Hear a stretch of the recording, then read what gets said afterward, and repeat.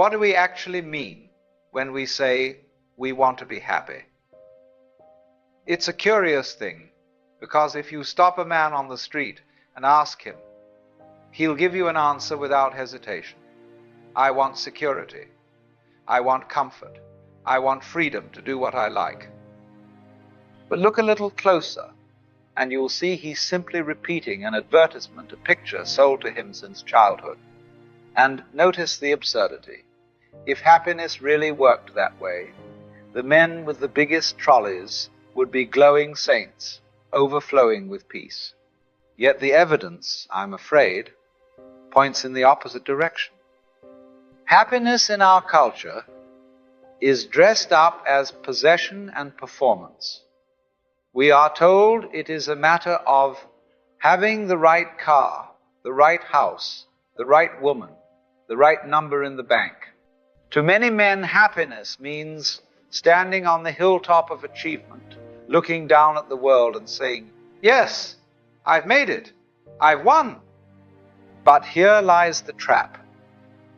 If happiness were simply a matter of trophies, then those with the most trophies should be the most content.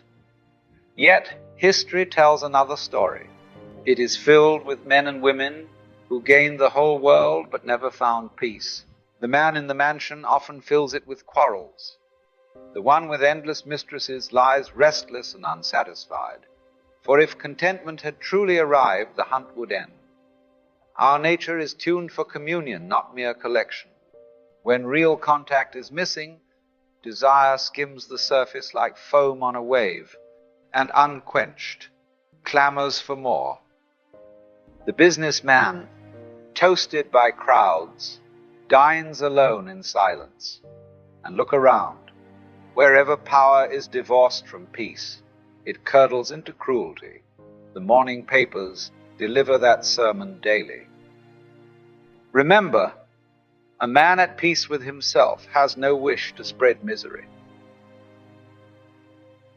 The whole modern world looks rather like a collection of people running wildly round in circles, in frantic pursuit of their own selves.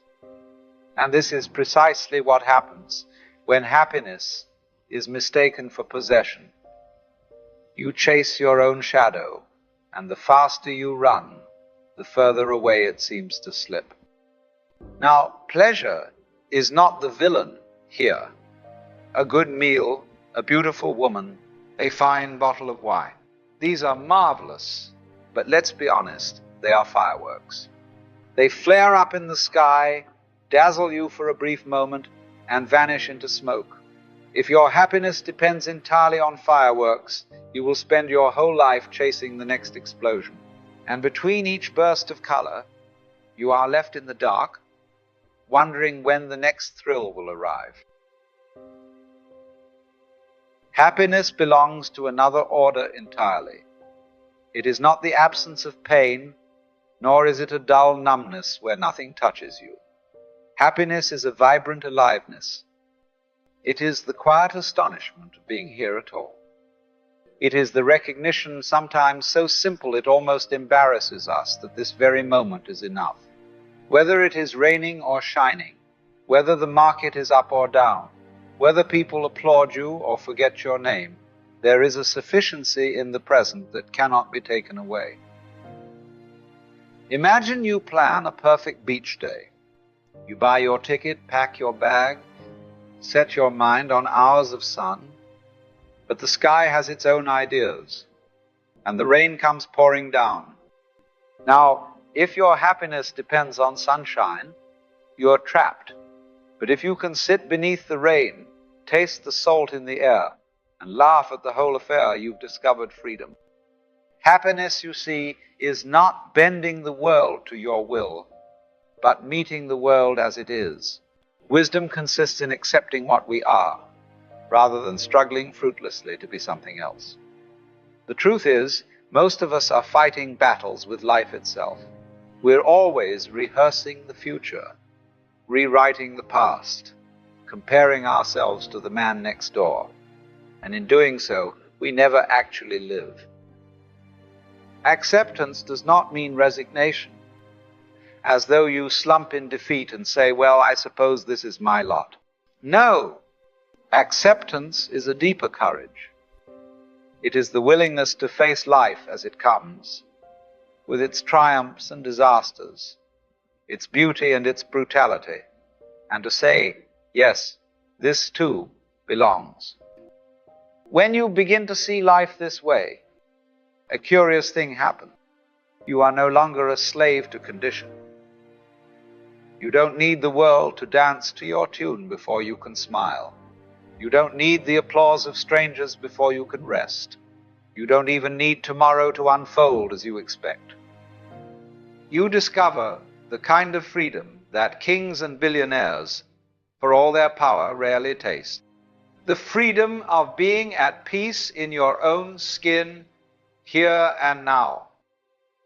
So happiness does not wait at the end of another prize or victory. It begins here, in the simple act of acceptance. And acceptance brings with it a further discovery.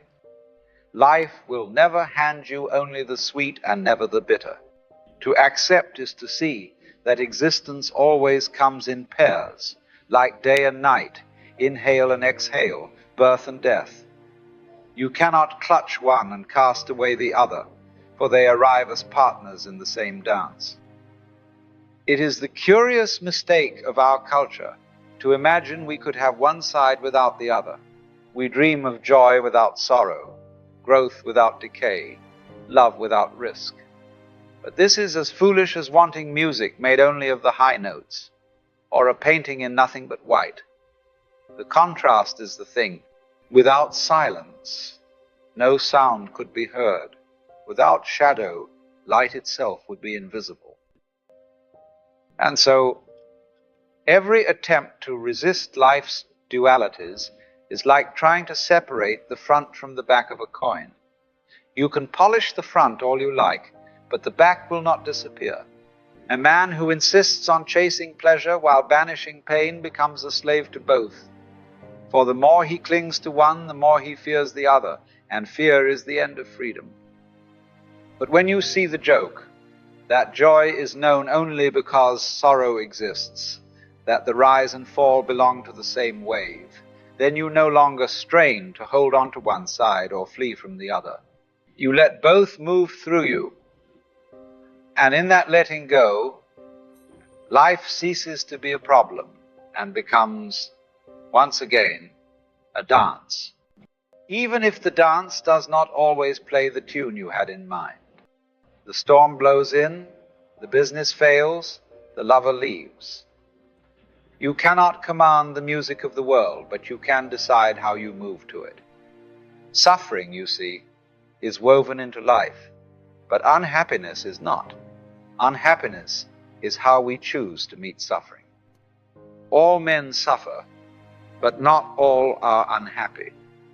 Imagine two men caught in the same storm.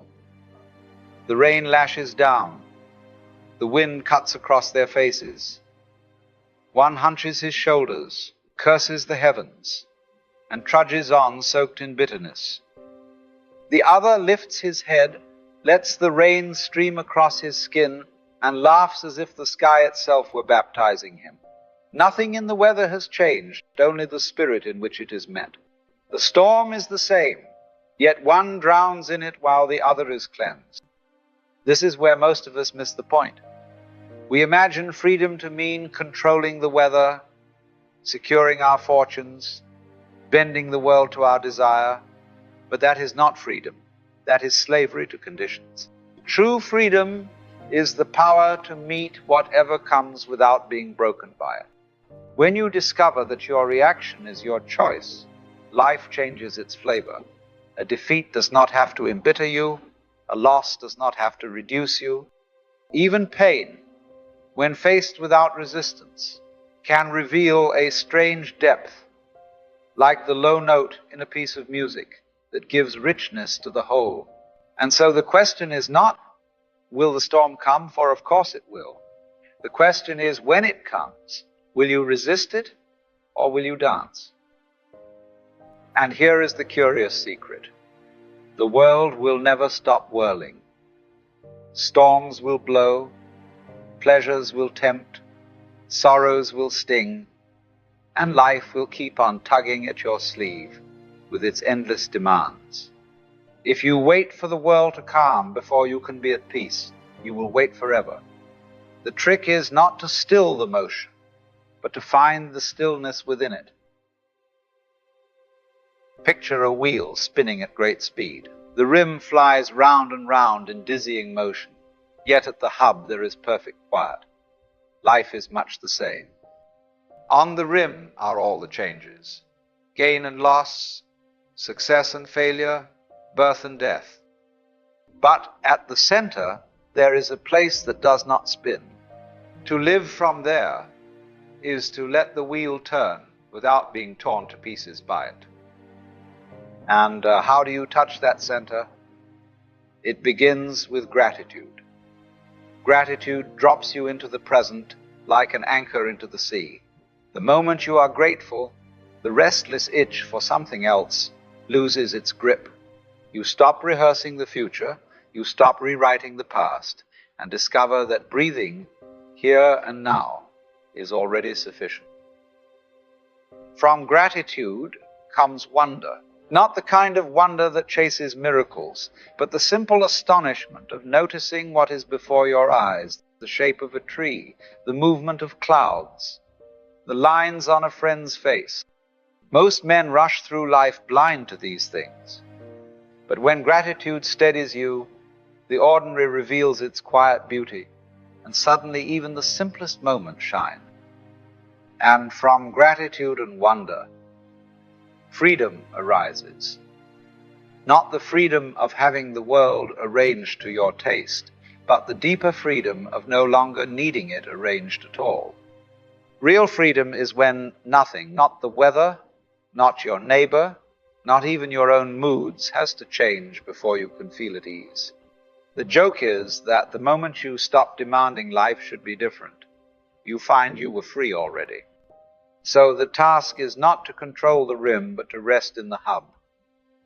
The storms will still come, the wheel will still turn, but when you live from that center, you are no longer hostage to either calm or chaos.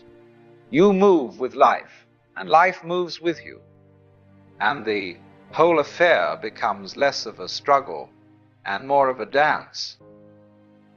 Of course, not everyone dances this way. Most look outward, chasing reflections instead of resting in the center. And so we come to the strange theater of idols.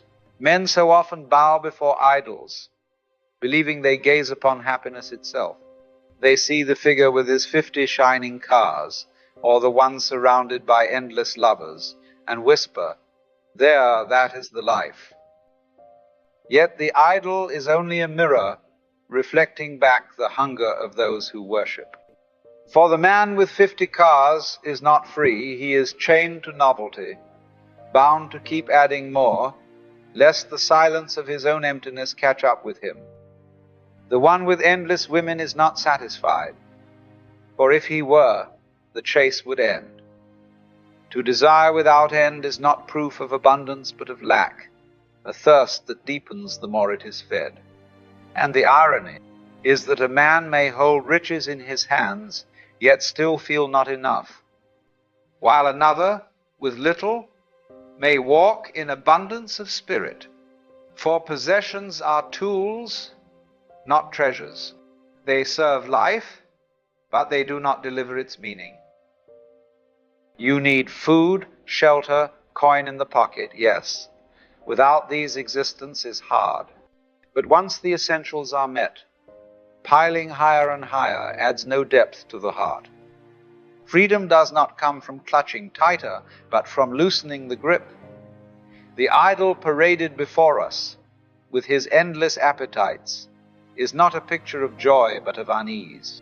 He shows us, without intending to, that when there is emptiness within, no wealth piled up outside will ever quiet the hunger. And so the lesson becomes clear. Happiness cannot be worn like a crown, displayed like a trophy, or borrowed from another man's applause. If it is not found within, it will not be found at all. Turn inward, then, and you will see that happiness is not something to be seized, stored, or displayed. The more you chase it, the more it flees, for the act of pursuit is itself a confession that you do not have it. Happiness arises when the chase subsides, when you no longer demand that life pay you in constant pleasure. It isn't resignation, it isn't giving up, it's participation, allowing the whole of life to move through you. The light and the shadow, the laughter and the grief. For what makes a man weary is not life itself, but the endless struggle to hold on to only one side and push the other away. At every moment, you are what you experience. There is no need to become anything else. And when you stop struggling to escape yourself, you find you were never missing happiness at all. It was waiting quietly in the place you had overlooked. The simple presence of being here, now. Happiness does not live in possessions, though possessions have their place. It is not bound up in pleasures, though pleasures may delight us for a time, nor is it in the applause of the crowd, for applause fades quickly. Happiness appears when we stop insisting that life must always be different, when we see that joy and sorrow, rise and fall, are not enemies but partners in the same dance. It is the taste of acceptance, the freshness of wonder, the quiet of gratitude, and the strange freedom that comes when nothing has to change before you can rest at ease. And then you discover something rather amusing. You were never separate from it. It was here all along, tucked inside the ordinary fact of being alive. Thus, if man is to realize again his fundamental unity and harmony with life, he must proceed by the roundabout way of trying to get that which he already has, until he convinces himself of his own folly. For it is only by trying to accept life as a whole that we can make ourselves aware that there was never any real need to try, and that spirituality is in fact a matter of becoming what we are. Those who search for happiness do not find it, because they do not understand that the object of the search is the seeker.